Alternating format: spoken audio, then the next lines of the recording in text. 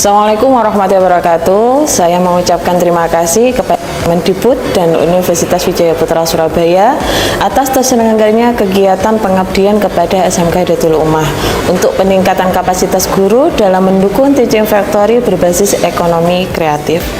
Tentang kegiatan tersebut untuk kepengurusan NIP, pengurusan sertifikat halal, pembuatan bakery, pelatihan untuk manajemen digital, dan juga pengadaan alat kue. Semoga kedepannya dapat bermanfaat bagi teaching factory di SMKS Selain itu bisa membuka lapangan pekerjaan bagi masyarakat sekitar. Harapan kedepannya ada program berkelanjutan untuk mengembangkan pembinaan teaching factory sehingga lebih progresif dan juga inovatif. Demikian yang dapat saya sampaikan. Sebelumnya terima kasih. Wassalamualaikum warahmatullahi wabarakatuh.